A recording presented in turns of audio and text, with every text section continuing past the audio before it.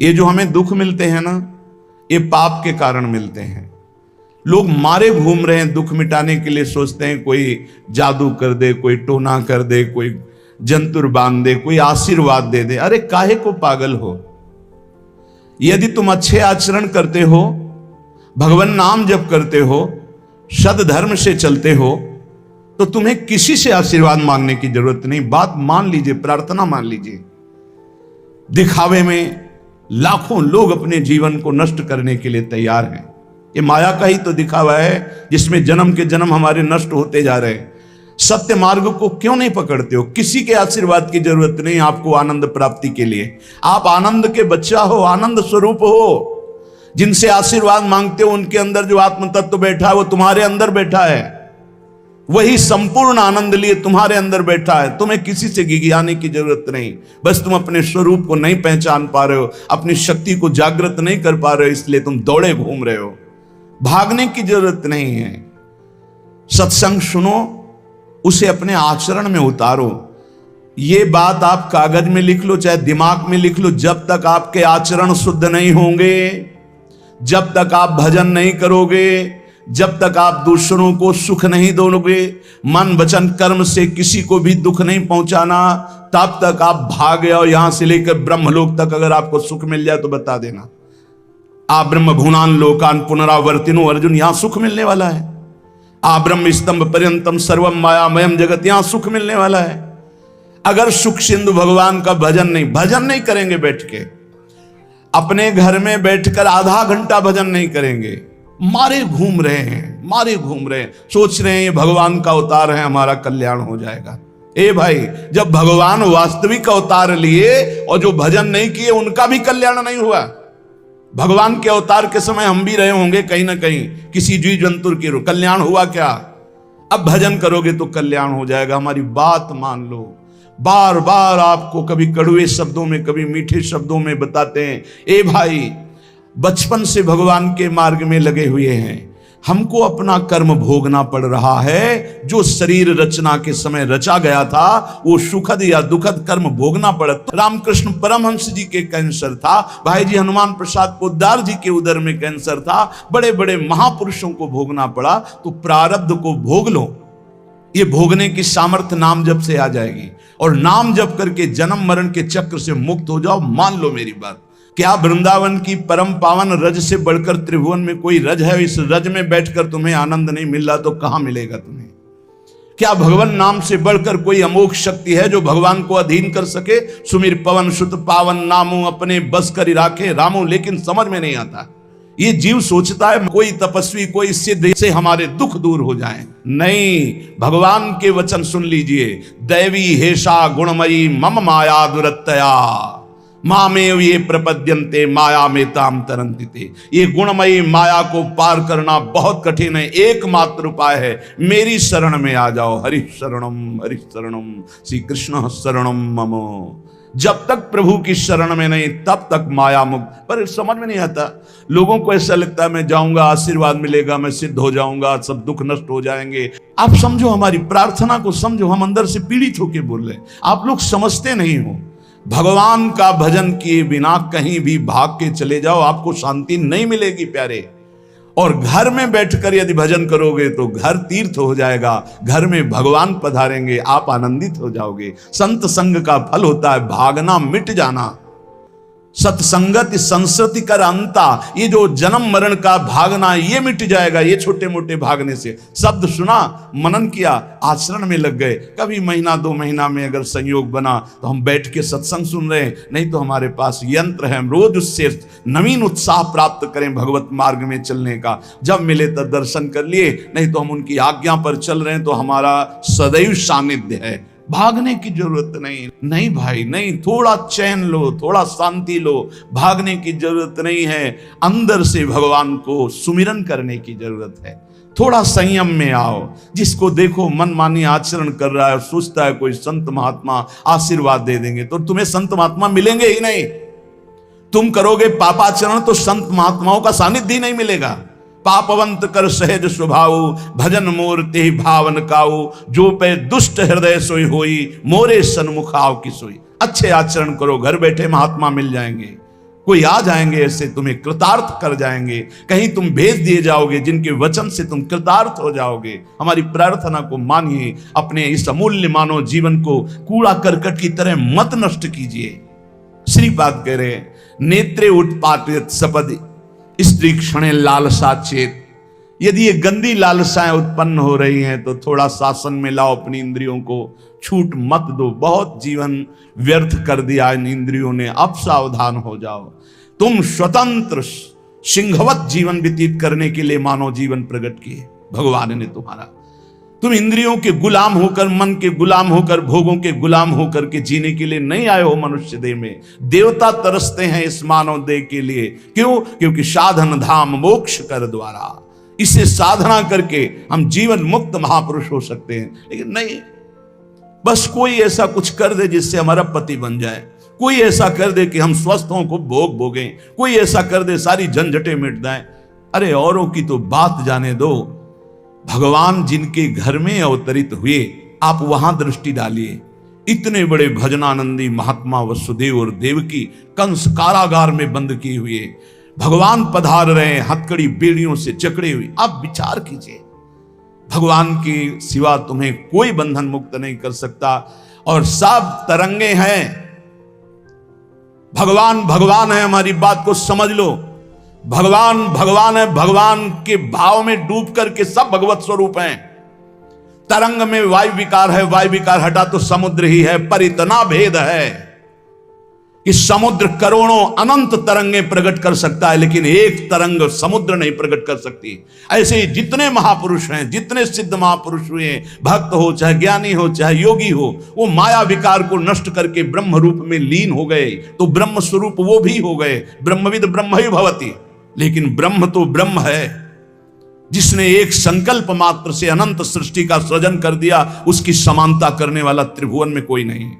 तो उन्हीं भगवान की, चाहे निराकार मानो, साकार मानो, सगुण मानो, निर्गुण मानो, उन्हीं भगवान की शरण में जाने के लिए सब संत महात्मा, और जो भगवान की शरण से अलग करके अपने को भगवान माने, तो हमें लगता है फिर बचना चाहिए ऐसे भगवानों से, जो अपने वचन से, अपने आचरण से, अपनी हृदय की भावनाओं से जीवों के माया जनित आकर्षण को नष्ट करके श्री भगवान से प्रीति करावे। उसे संत कहते हैं, उसे ब्रह्मर्षि कहते हैं, उसे महात्मा कहते हैं, उसे भक्त कहते हैं। शास्त्र उठा के देख लो, ब्रह्म स्वरूप हो गए हैं। दूसरों ने अनुभव किया कि साक्षात ब्रह्म है, लेकिन वो जब बोले तो अपने को ब्रह्म नहीं बोले। गोस्वामी तुलसीदास जी साक्षात भगवान के स्वरूप हो चुके। वो क्या कह रहे हैं? जो मैं अपने अवगुण कहूं, बाढ़े कथा पार नहीं लहूं, ताते मैं कछु अलप बखाने, थोड़े महू समुझे सयाने। कह रहे मैं अपने अवगुणों की यदि कथा कहूं तो ग्रंथ भर जाएगा। थोड़े बता दिए हैं कि मैं अवगुणी हूं, इसमें जो विवेकी जन है वो समझ पाएंगे मेरी बात को। क्या समझ पाएंगे? कि भगवान की शरण में जाने से जीव भगवत स्वरूप हो जाता है। गोस्वामी जी भगवत स्वरूप है, सामने भगवान बैठे हुए सबरी माता का स्तवन कर रहे हैं नवधा भक्ति के द्वारा।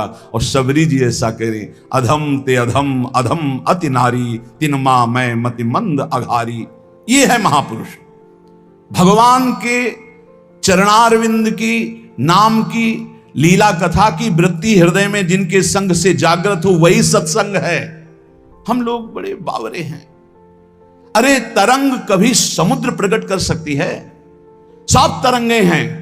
वायु विकार हटा समुद्र हो गई, मुझे कोई इस पे संशय नहीं। बूंद अलग है तो बूंद है, और समुद्र में गिर गई तो समुद्र है। लेकिन बूंद समुद्र नहीं प्रकट कर सकती। ऐसी करोड़ों अनंत बूंदे समुद्र से, लहरों से ऐसे उठती रहती है। उनका नाम भगवान है, जिनसे अनंत महात्मा, अनंत ब्रह्म ऋषि, अनंत ब्रह्मांड सृजन, उन भगवान की शरण में जाने से इस माया से मुक्ति होती है। साहब समझ नहीं पा रहे।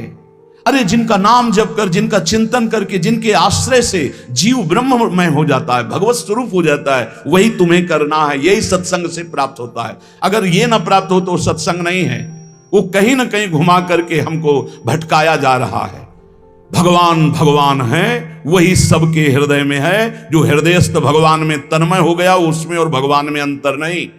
बिल्कुल मुझे संशय नहीं, पर भगवान भगवान हैं, इतना समझना पड़ेगा। उनके स्थान में कोई नहीं है, उनके समान कोई नहीं है, फिर उनसे बड़ा कौन हो सकता है। ये भोले भाले जीव समझते नहीं, भागे घूम रहे हैं। उन्हीं भगवान का नाम जप करो, चीख चीख के कहते हर प्रश्न का उत्तर नाम है। अगर नाम जप करके देखो तो प्रश्न ही नहीं रह जाएगा, सब समाधान हो जाएंगे। और भागे घूमे तो कभी प्रश्न की कभी शांति नहीं होगी, संशय पर संशय उठता चला जाएगा। श्रीपाद कह रहे हैं यदि हमारी इंद्रियां कुमार्गगामी हो रही तो हमें शासन में लेना चाहिए। शासन में नहीं लोगे तो शासन तुम्हें शासन में ले लेगा। दो शासन है, एक है राष्ट्रीय शासन, एक है भागवतिक शासन। भागवतिक शासन जब लेगा तो फिर कोई बचा नहीं सकता, इसलिए अभी अवसर है, निकल चलो, निकल चलो। भागने की कहीं जरूरत नहीं, किसी से आशीर्वाद नहीं मिलेगा। कब होगा? हम कह रहे राधा राधा जपो, अगर कल्याण ना हो जाए तो हमें बता देना। भगवान अर्जुन से क्या कह रहे हैं? सामने अर्जुन जी खड़े हैं, कह रहे तुम मुझे तभी अनुभव कर पाओगे जब अनन्य चेता सततम यो माम स्मृति नित्य सा तस्याम सुलभा पार्थ। सामने खड़े हो, कह रहे सुलभ नहीं हूं मैं, सुलभ उनके लिए हूं जो मेरा अनन्य भजन करते हैं, अनन्य चिंतन कर। पकड़ ही नहीं पा रहे, लाख सत्संग सुन रहे, पकड़ ही नहीं पा रहे। बिल्कुल नहीं, ऐसे नहीं हो। थोड़ा विवेकवान हो, मनुष्य जीवन मिला है। ऐसा नहीं कि कोई तुम्हें प्रलोभन दे दे तो हम तुम्हारे रोग नष्ट कर देंगे, हम तुम्हें सिद्ध कर देंगे, हम तुम्हें धनी बना देंगे। हम कहते हैं कि हो सकता है 1000 जाते उनमें से 100 लोग ठीक हो गए हों। कैसे? पूर्व का पुण्य 100 का तुक्का लगा और ठीक हो गए। वो कहते हैं कि मैं कसम खा के कहता हूं मैं ठीक हो गया हूं। हम बिल्कुल 100% मानते ठीक हो गए, लेकिन उसके प्रताप से नहीं, आप अपने पुण्य प्रताप से ठीक हो गए। आपके ठीक होने का समय आ गया है, इसलिए आपका तुक्का लगा, आप गए, यश उसको मिल गया और आपका काम बन गया। हमारी बात को समझो। अपने लोग बहुत शास्त्र सम्मत, बहुत उसको सुलझ कर भगवत मार्ग को चल करके आपको बोल रहे हैं। अगर इन कर्मों को मिटाने के लिए जो हमारे शास्त्र बने हुए हैं उनके सिद्धांत के अनुसार चला जाए तो मिटा दिया जाएगा। लेकिन जब मिटाने की सामर्थ्य आती तब लगता है अब इसको रख के क्या करेंगे, हमारे को तो प्रभु के पास जाना है, हमें तो दिव्य भाव देह प्राप्त है, हमें अपने स्वामी, अब इस शरीर का क्या करेंगे। तो जैसे सांप अपनी केचुल से संबंध नहीं रखता, ऐसे महापुरुष अपने शरीर से संबंध नहीं रखते। आप हमारी बात को समझ नहीं पा रहे, भटकते घूम रहे हैं, मारे घूम रहे हैं, क्लेश, अशांति, नाना प्रकार के दुख। अरे भाई, भगवान की शरणागति प्रतिपल परमानंद प्रदान करती है। क्यों नहीं शरण में हो जाते? क्या तुम्हारा पांच भौतिक देह नहीं? क्या हमारा पांच भौतिक देह नहीं? क्या तुम भगवान के अंश नहीं? क्या हम भगवान के अंश नहीं? अंतर क्या है? तुम संसार का चिंतन करते हो, भगवान का चिंतन करते हैं, तो क्या तुम भगवान का चिंतन करके नहीं बन सकते महापुरुष? क्या तुम स्वयं ऐसी शक्तियों को जागृत नहीं कर सकते? तुम सो रहे हो, जागो, भागने की जरूरत नहीं। ये जो गलत इंद्रियां जा रही, इन इंद्रियों को रोकिए, भगवान की तरफ लगाइए। नहीं लगाओगे तो कहीं भाग के चले जाओ, धोखा ही मिलेगा, तुम्हें शांति नहीं मिल सकती, तुम्हें विश्राम नहीं मिल सकता, तुम सुखी नहीं हो सकते। इन बातों को लिख लो और पूरे विश्व में घूम के चले आओ, चाहे जहां चले जाओ, कुछ नहीं होने वाला। मारे मारे केवल घूमते रहो, समय बर्बाद करते, वही समय एकांत में बैठकर राम कृष्ण हरि बोलो, राधा बोलो, अभी आनंद आ जाएगा। हम ये नहीं कहते कि तुम करोड़पति बन जाओगे, तुम्हारे सारे काम बन जाएंगे, लेकिन हम ये कहते हैं कि तुम्हारा हृदय शांत हो जाएगा, तुम्हारा भागम भाग मिट जाएगा, तुम एक गंभीर हो जाओगे, धैर्यवान हो जाओगे, तुम लड़ना सीख जाओगे दुखों से, तुम सुखों से भूल करके पापाचरण कर बैठे हो। दुखों में इतना तुम हो जाते हो कि अपने जीवन को भी नष्ट करने की सोच। ये सब भगवत विमुख जीव का लक्षण है। भगवत सन्मुख होने पर सुखों में दूसरों को बांटा जाता है और दुख में सहकर भगवान के नाम का स्मरण करते हुए उस दुख के समय को काटा जाता है। समझते नहीं। यदि तुम्हें वृंदावन में रह के पराई स्त्री को भोगने की इच्छा जागृत हो गई है, पराई स्त्री की तरफ काम दृष्टि से देखने की, आप पराये पुरुष शरीर की तरफ, तो कह रहे हैं कि अच्छा है, इससे अपने नेत्रों में पट्टी चढ़ा लो, मत देखो, ये नष्ट कर देंगे नेत्र तुम्हें। तो बाहर से कपड़े की पट्टी चढ़ाने की जरूरत नहीं है, नासाग्र दृष्टि रखो, इनको शासन में रखो। श्रीपाद करे नेत्रे उत्पाटयति सपदि। जहां साधक असावधान होता है वहां पश्चाताप उसको होता है, जलन होती है और उसके परमार्थ में विघ्न आ जाता है। इसलिए ब्रह्मा जी ने ऐसी रचना की है कि स्त्री को पुरुष शरीर में आकर्षण, पुरुष को स्त्री शरीर में आकर्षण, या भोग बुद्धि से देखना, अपने को इसी को सुधारना है। अगर इसी को सुधार लिया तो परमार्थ पुष्ट हो जाएगा। यदि आपको ज्ञान नहीं रहा हो, आपसे ऐसे पाप बन गए हैं, गुरु पत्नी गामी सबसे महापापों में पहले आता है। फिर आता है जो ब्रह्म ऋषिजन हैं उनकी भार्या। फिर आता है मद्यपान, मदिरापान करना, फिर स्वर्ण की चोरी करना। और जो ऐसे पुरुषों का संगी है वो महापापी, गौ हत्या करना महापाप। ऐसे जो महापापी जन हैं, पाप हो चुके हैं उनसे, अब वो विचार करें कि मेरा कल्याण कैसे हो सकता है, मैं तो महापापी हूं। तो श्रीपाद करें, हर जीव को अंतिम सांस तक भगवत प्राप्ति का मार्ग खुला है। बहुत बड़ी बात है, बहुत बड़ी बात है। आज तक भोगना पड़ रहा है गुरु पत्नी गामी का कलंक चंद्रमा जी को, आज तक। ये बड़े बड़े महत् पाप हैं जो लोग नहीं समझते हैं। ये बात समझ लें, पर स्त्री गमन, मदिरापान, द्वित कीड़ा, स्वर्ण चोरी, गुरु पत्नी गामी, ब्रह्म ऋषियों की तरफ जो उनकी भार्या है उनकी तरफ ये काम भाव से देखना, गौ हत्या, ये महत् पाप हैं। ये पाप नष्ट कर देते। भ्रूण हत्या, ये सब महत् पाप है। अगर ये पाप बन गए हैं जाने अनजाने में जीवन में, और अब हमने सत्संग सुना तो अब हमें प्रायश्चित हो रहा है कि मेरा कल्याण कैसे हो सकता है। तो श्रीपाद कह रहे हैं, एक बार हृदय से जलन पैदा करो कि मेरे से बहुत गलती हो गई, और श्रीधाम वृंदावन आ जाओ। वृंदावन की परिक्रमा करो, रज में लौटो, रसिकों का संग करो। ये नियम ले लो कि अब जीवन में कभी पाप नहीं करेंगे, और नाम जपना शुरू कर दो। तो कह रहे हैं, निश्चय सुनिर्वाही महाधार्मिकाहा, निश्चित वो धार्मिक हो जाएगा, उसके सारे पाप नष्ट हो जाएंगे, और भगवत प्राप्ति कर लेगा इसी जन्म में। भगवत प्राप्ति आखिरी सांस तक हो सकती है। आखिरी सांस में बोला राधा राम कृष्ण हरि, बिल्कुल भगवत प्राप्ति हो जाएगी। विश्वास कर लो इस बात पे। इसलिए कोई भी कभी निराश ना हो कि मुझे भगवत प्राप्ति नहीं हो सकती, मेरा कल्याण नहीं हो सकता। इस श्लोक में श्रीपाद ने बताया, यदि ऐसे महापाप किए हुए हो तो श्रीधाम वृंदावन आ जाओ। धाम है भगवान का, निज धाम है। जो बड़े बड़े तीर्थों के अवगाहन से पाप नष्ट नहीं होते, जो कि महापाप कहलाते हैं, वो धाम में रज में लौटने से, परिक्रमा करने से, नाम कीर्तन करने से, सत्संग सुनकर सतमार्ग में चलने से। कह रहे हैं, निश्चय सुनिर्वाही महाधार्मिका, निश्चय उसके सारे पाप नष्ट हो जाएंगे, और वो धार्मिक ही नहीं महाधार्मिक हो जाएगा। यदि ऐसा पुरुष है, ऊपर के श्लोक में जो बताया महापापी, अब कह रहे हैं अगर ऐसा पुरुष है कि कभी धर्म की चर्चा ही नहीं सुनी, जो सदैव अधर्म में ही ग्रस्त रहा है, और इतना नीच है कि पापी लोग भी उसकी निंदा करते हैं। कुछ पाप ऐसे होते हैं जिनकी पापी लोग भी निंदा करते हैं। जैसे जेल कोई जाता है, हमें बताया गया है, तो उनमें कैदी लोग पूछते हैं क्या करके आया है, वो बताया गया कि भाई ये राष्ट्र रक्षा के लिए ऐसा ऐसा किया, पर अधिकार नहीं था, तो अनाधिकार चेष्टा में इसने अपने समाज की रक्षा के लिए ऐसे ऐसे किसी ऐसे उपद्रवी को मारा। तो हाथ मिलाते हैं उसको ये काहे क्या है, बोले अपनी बेटी के साथ ऐसा गंदा आचरण कर। तो बोले वहां के कैदी भी गुस्सा होकर उस पर दृष्टि रखते हैं, उसे घृणित दृष्टि से देखते हैं। तो यहां कह रहे हैं जो धर्म की वार्ता नहीं जानता, अधर्म से ग्रसित रहा है, और नीच पुरुष पापी लोग भी उस पर क्रोध दृष्टि से देखते हैं कि बहुत ही नीच है ये। ऐसे खोट कर्म करने वाला समाज से जो बहिष्कृत हो चुका है और निश्चित हो चुका है कि अब इसकी दुर्गति पक्की है, उसके लिए भी एक चांस है।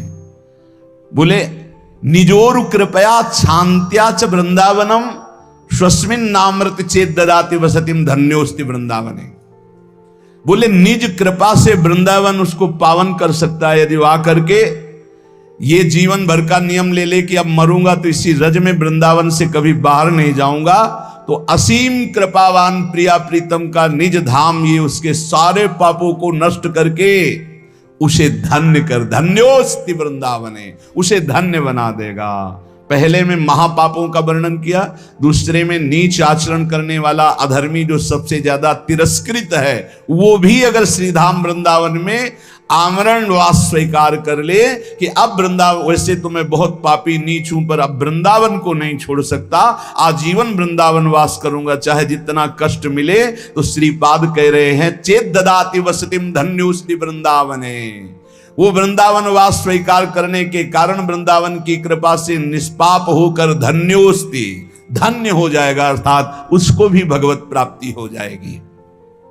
देखो जब आनंद मिलेगा तब मन पंगु हो जाएगा।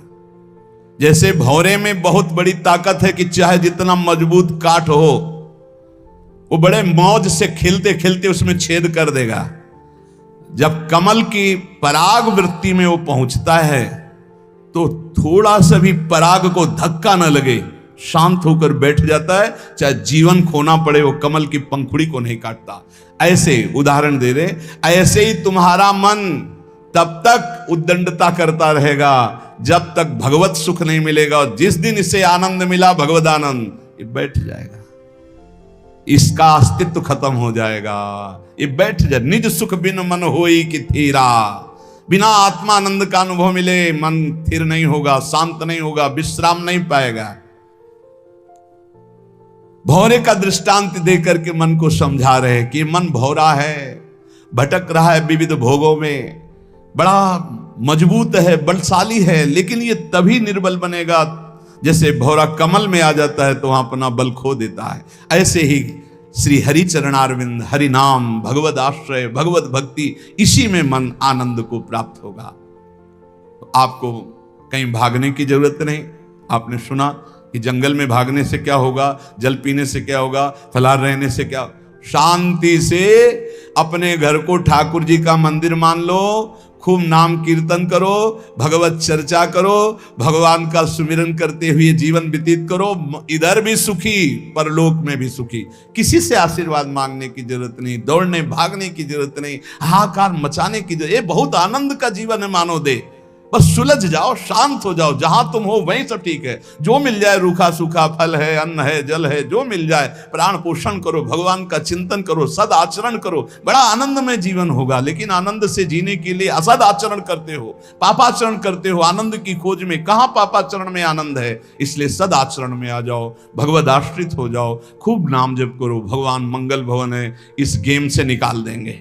बहुत बड़ा एक गेम है, बहुत बड़ा गेम है। जीतते जीतते हार जाओ, हारते हारते जीत जाओ। तो हम तो जीत गए। नागरी दास ही जन्म जितायो, बलिहारी बलिहारी हमारी सबही बात सुधारी। कृपा करी श्री कुंज बिहारी, और श्री कुंज बिहारी हमारी सबही बात सुधारी। राखियो अपने वृंदावन में, बस खास बात बल गई। नहीं, आप क्या समझते हो? हाहाकार मचा हुआ, तांडव मचा हुआ है माया का। ये तो धाम है, इसके प्रभाव से आप बिल्कुल शांत आनंदमय हो, धूल भरी आंधी दूर से निकल रही। नहीं तो आप संसार में देखो, सतोगुण, रजोगुण, तमोगुण, 3 गुण है। सतोगुण तो कहीं कहीं नहीं, रजो और तमो की तांडव वृत्ति मची हुई है, जहां कहीं भगवत चर्चा, भगवत नाम कीर्तन, भगवत गुण बहुत विक्षेप माया डालती है। इसलिए खूब नाम जप करो, इसी जन्म में भगवत प्राप्ति कर लो, दोबारा इस कलयुग में जन्म ना हो। पक्का ऐसा भजन करो कि आगे अब देखते जाओ। अरे भाई, बड़ा आश्चर्यमय समय, बड़ा आश्चर्यमय समय है। अभी तो कुछ है नहीं, अभी तो बबुआ है कलयुग, घुटने के बल चल रहा है। थोड़ा खड़ा होने दो, फिर ताल ठोकने दो। 4,32,000, अभी तो 32,000 नहीं पूरे हुए, थोड़ा 1,00,000 1,50,000 लाख पूरे होने दो, फिर इसका है, उसका अपना राज्य है। इसलिए कलयुग के दोषों से बचने के लिए, माया के प्रभाव से मुक्त होने के लिए, समस्त दुखों का नाश करने के लिए समर्थ है भगवान नाम। खूब नाम जप करो, नाम कीर्तन करो, भगवत चर्चा करो, इसके सिवा कोई उपाय नहीं है। जहां और कुछ उपाय बताया जाए तो भटकाव है। हमारी प्रार्थना मान लीजिए, निस्वार्थ बात आपसे कह रहे हैं, आपके मंगल के लिए कह रहे हैं, शास्त्र सम्मत कह रहे हैं। पहले से भगवान व्यासदेव जी ने लिख दिया है, कृतयुगे ध्यायते विष्णु, त्रेतायाम यजते मखई, द्वापरै परिचर्यायाम, कलौ तद्धरि कीर्तनात्, कलौ नास्तेव नास्तेव गतिरन्यथा। कलयुग में कोई और गति नहीं है। हरे नाम हरे नाम केवलम, केवल हरि का नाम, केवल भगवान नाम है। इसलिए खूब नाम कीर्तन, नाम जप, भगवत चर्चा, जीवन सार्थक। शेष चर्चा आगे। श्री राधा वल्लभ लाल की।